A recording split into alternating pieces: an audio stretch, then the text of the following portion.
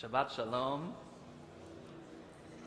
So I've been running over the past week, I've been doing an informal survey when it comes to Passover. So I started with our 6th graders and 7th graders, and I said, "No, so what do you think the Passover story is? Tell me what you think about when you think of Passover." And they told me, I'm not going to say everything, but here's kind of a rundown of what they gave me. Slavery, plagues, blood, frogs, afikomen, and one girl went on a political harangue that I can't actually say up here. When I ask people in my age, my generation, my cohort with whom I graduated, I say, so what are you teaching on in Passover? When you have a Passover story and you're going to lead a Seder or you're going to go into the Haggadah, what are you talking about? And my generation, the social justice generation, climbs on board and says, we were slaves in the land of Egypt, and it is our obligation to understand, to identify slavery in all of its various forms today and to combat it. I said, okay. I asked some people in some older generations what they think of when they think of the Passover story. And they told me that they think of memory, that it's important to remember where we come from. That just as we were slaves in the land of Egypt, we need to remember that we were slaves in the land of Egypt, that we were oppressed, and we need to think about the other times that the Jewish people have been oppressed throughout history so that we never let it happen again. We have to remember. I say this half jokingly, but guys, when did Pesach turn into Tisha B'Av? When did our Passover become a focus on slavery and plagues and pain and suffering and persecution? Isn't there another part of the story? And for the record, the last group that I haven't mentioned yet are my 1st graders that I get to hang out with every Sunday. And when I ask them what they think of the Passover story and what they think of when they think of Passover, they said chocolate. They said their brothers and sisters. They said singing and sitting around the table. And some of them even just started singing Ya-yikra. So what is it? What's our Passover story supposed to be? It's an interesting question because of all of these different approaches, none of them are wrong. They're all right. Yes, we need to remember the plagues. Yes, we do need to remember that we were slaves in the land of Egypt. Yes, we do need to understand slavery in its modern forms, and we have to do everything we can to combat that slavery. And yes, we do need to remember the persecution that we have suffered as the Jewish people from generation to generation so that it never happens again. But we also need to remember chocolate and our brothers and sisters and our family and our friends, and we need to be able to sing Dayenu and mean it.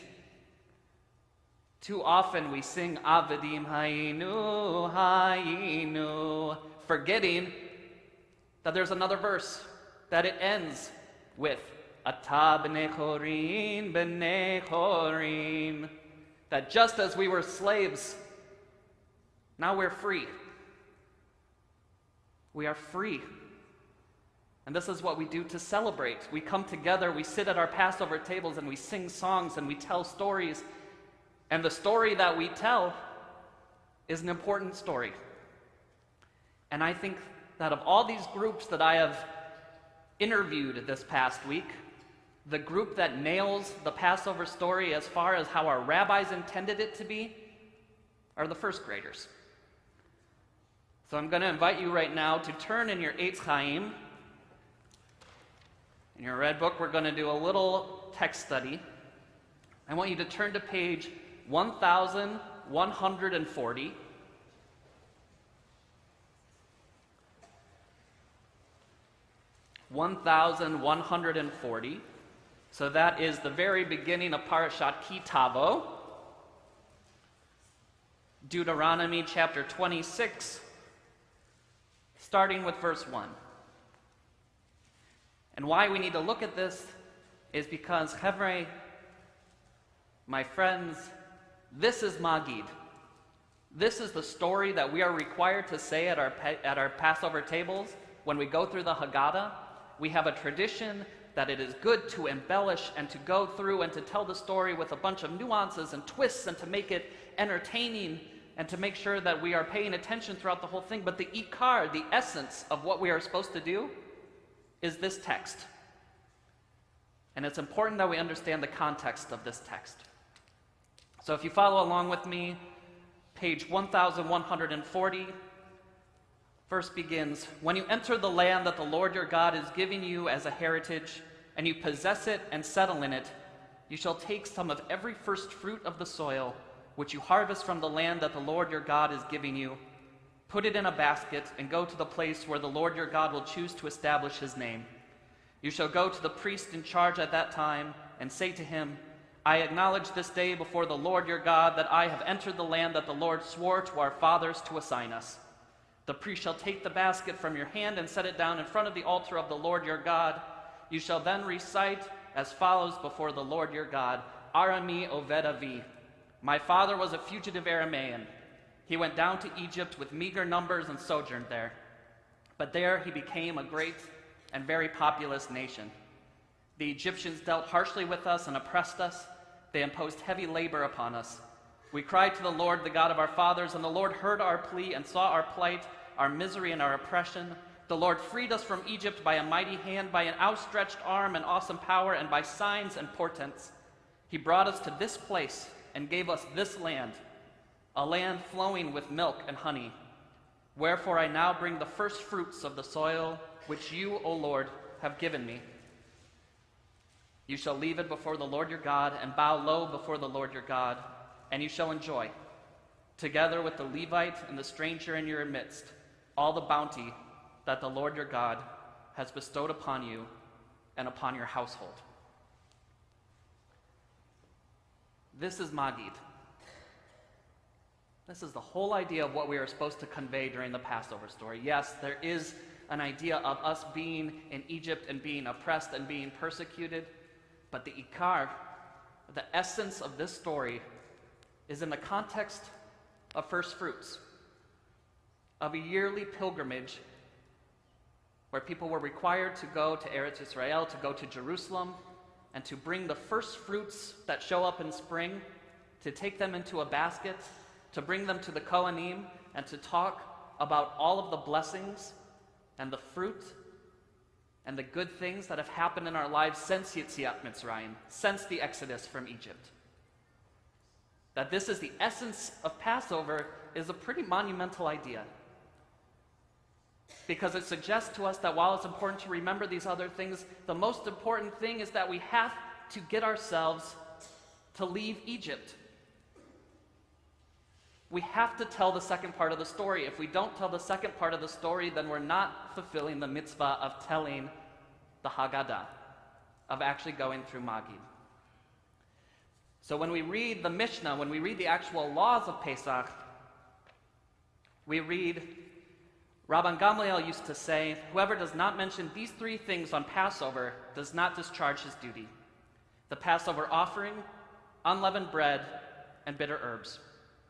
The Passover offering is offered because God passed over the houses of our ancestors in Egypt. Unleavened bread is eaten because our ancestors were redeemed from Egypt. The bitter herb is eaten because the Egyptians embittered the lives of our ancestors in Egypt. And it goes on to say, Bechol dor ledor, chayav adam lirot et etzmo ki'ilu hu yatsa miMitzrayim. In every generation, a person must regard himself or herself as though he or she personally had gone out of Egypt. As it is said, and you shall tell your son in that day, it is because of what the Lord did for me when I came out of Egypt. Therefore, it is our duty, and this is what's important, it is our duty to thank, to praise, to laud, to glorify, to exalt, to honor, to bless, to extol, and to adore him who performed all these miracles for our ancestors and for us. He brought us forth from bondage into freedom, from sorrow into joy, from mourning into festivity, from darkness into great light, and from servitude into redemption. Therefore, let us say before God, Hallelujah.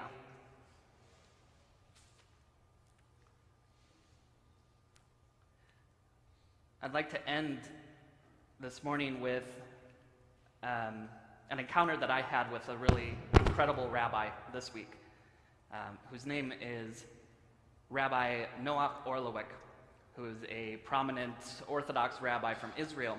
And he was visiting some of my friends in the Partners of Torah building, and they said, you should really just sit with this guy for 20 minutes. He's an amazing rabbi. And I sat and I talked with this man, and he could tell right away that I had a lot on my mind, that I was getting ready for Passover, and I have all the stuff that comes with getting ready for Passover. And he said, you look tired. I didn't need him to tell me that. And I said to him, in this kind of moment of vulnerability, I said to him, yeah, you're right.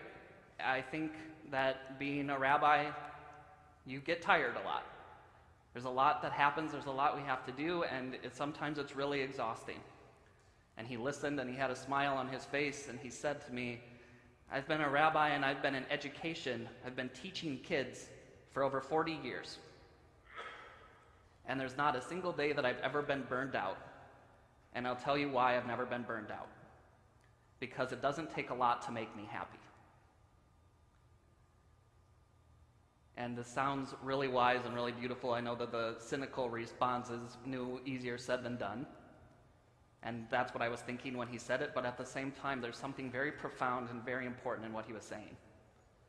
He was saying that as we prepare for Passover, as we clear the chametz from our house, the physical chametz, that there's also a lot of spiritual, a lot of emotional chametz that we have to clear out too. That we have to get to a point where we can sing Dayenu and mean it. That we have to say it really is enough, that we have to look in our lives and look at all the bikurim, look at all the first fruits, look at all of the beauty, look at all of the thanks, look at all of the blessings that we have, and to realize it doesn't take that much to make us happy. It shouldn't take that much to make us happy.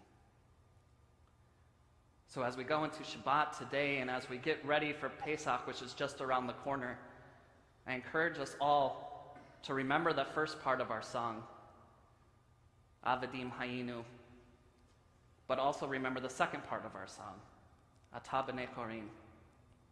We were slaves, but now we're free. It's up to us to leave Egypt.